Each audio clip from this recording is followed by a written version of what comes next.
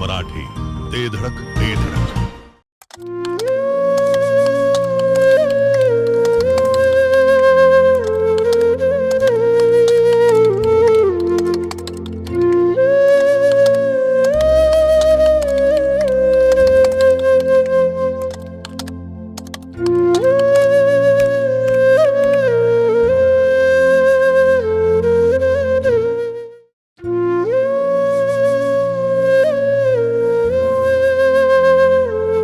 सुहास, माझा राजा. खरंय, मला जाऊन आता 4 वर्ष झाली. पण माझी आठवण काढून तू जे काही लिहिलंस ना, तो प्रत्येक शब्द तुझ्या आईपर्यंत आता पोचलाय. बाळा, असा भावनिक होऊ नकोस आणि खचूनही जाऊ नकोस. माझं पुण्यस्मरण झालं. सगळ्यांनी माझ्या आठवणी काढल्या, माझ्यासाठी प्रार्थना केली. पण सुहास, तू लिहिलेला प्रत्येक शब्द माझ्या काळजापर्यंत पोचलाय. तू म्हणालास, तुला जाऊन 4 वर्ष झाली, पण तुझं अस्तित्व आजही माझ्या प्रत्येक क्षणात आहे. बाळा, फक्त माझं शरीर 4 वर्षांपूर्वी निघून गेलंय रे, पण तुझ्या आठवणीत मी आजही जिवंत आहेच ना. तुझ्या प्रत्येक श्वासात, तुझ्या प्रत्येक निर्णयात, तुझ्या प्रत्येक यशात आणि तुझ्या डोळ्यात येणाऱ्या त्या प्रत्येक अश्रूतही मी आजही जिवंत आहे. सुहास, तू आणखी एक गोष्ट काय लिहिलीस तुला माहितीये? तू लिहिलंस, रोज माझ्या आयुष्यातील एक दिवस कमी होतोय, तो फक्त तुला भेटण्यासाठी आणि तुझ्या कुशीत झोपण्यासाठी. सुहास, माझ्या लेकरा, हे सगळं वाचून आई म्हणून माझं मन भरून आलं रे. पण एक गोष्ट लक्षात ठेव, माझ्यासाठी तुझ्या आयुष्यातला एकही दिवस कमी करू नकोस. मला भेटण्याची घाई करू नकोस, कारण हजारो लोक त्यांच्या प्रश्नांसाठी मोठ्या आशेनं तुझ्याकडे पाहतायत रे. 78,000 मिळालेलं आमदारकीचं लीड विसरू नकोस. लोकांच्या तुझ्याकडून आता भरपूर अपेक्षा आहेत, आणि भाऊंच्या आणि माझ्याही. आज लोक तुला सुहास भैया, भैया साहेब, आमदार साहेब म्हणून हाक मारतात. त्यामुळे तुला आता या सर्वसामान्य लोकांसाठी जगायचं आहे. तू निवडणुकीत लोकांना काय म्हणाला होतास आठवतंय ना तुला? तू म्हणाला होतास, मी लोकांसाठी समर्पित भावनेनं माझं आयुष्य जगेन. मग आता खचून जाऊन कसं चालेल रे? तूच सांग. सुहास, तू जेव्हा आमदार झालास ना, तो क्षण जरा आठव. लोकांनी जल्लोष केला, तुझं अभिनंदन केलं, पण तुझ्या आनंदात सहभागी होण्यासाठी तुझी आई नव्हती आणि अनिल भाऊ सुद्धा नव्हते. आई गेली, 4 वर्ष झाली.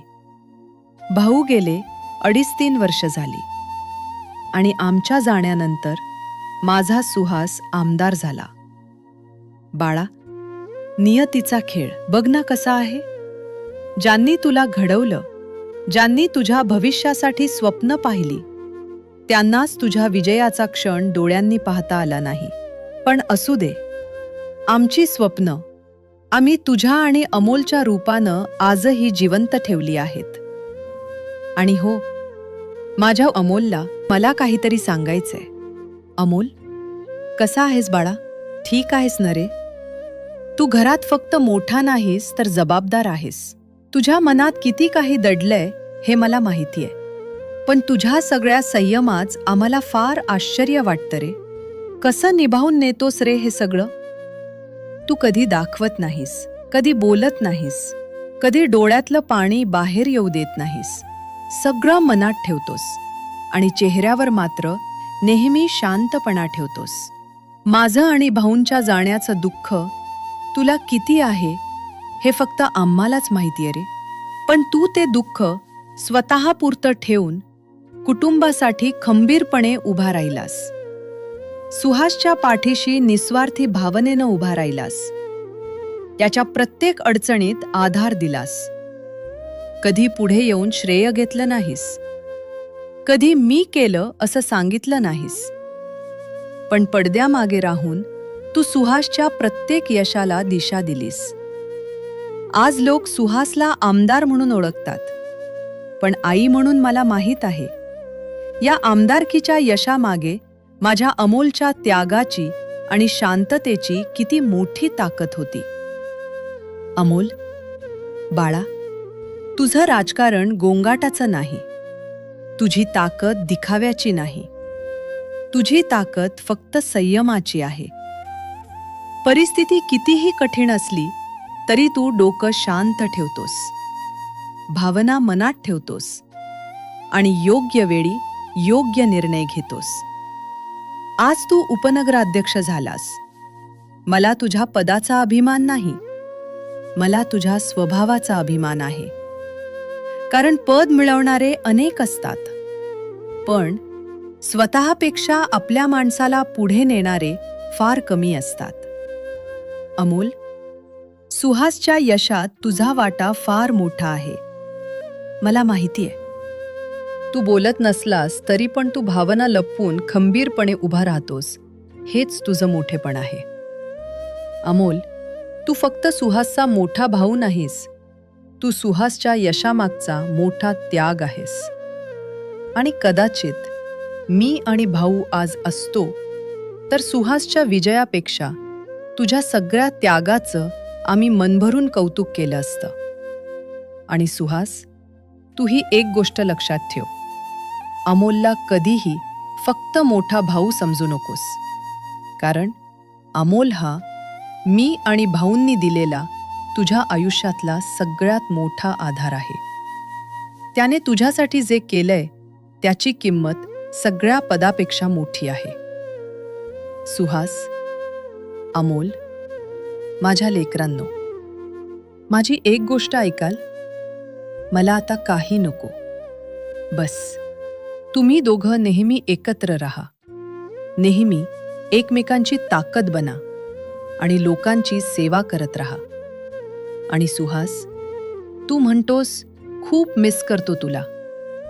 मलाही घरातल्या सगळ्यांचीच आठवण येते रे. तुमच्या सर्वांशी बोलावंसं वाटतं. पण आता काही गोष्टी माझ्या हातात राहिल्या नाहीत रे. तुमची काकी तुमच्यापासून कधीच दूर गेली नाही. त्यामुळं माझ्यासाठी तू आयुष्य कमी करण्याची भावना कधीच ठेवू नकोस. आता माझ्यासाठी आयुष्य जग. चुकीची कामं हातून घडून देऊ नकोस. लोकांना न्याय मिळवून दे. गरिबांचा आधार बन. नेहमी सत्याच्या सोबत राहा. आणि हे सगळं करून एक दिवस जेव्हा तू माझ्या कुशीत येशील तेव्हा हातात हात ठेवून मला एवढंच सांग, आई, तू आणि भाऊंनी मला जसं घडवलं तसंच समर्पित भावनेने मी लोकांसाठी माझं आयुष्य जगलो. सुहास, खरं सांगते, तो दिवस माझ्यासाठी तुझ्या आमदारकीपेक्षाही फार मोठा असेल. सगळ्यांनी काळजी घ्या. तुमची शोभा काकी.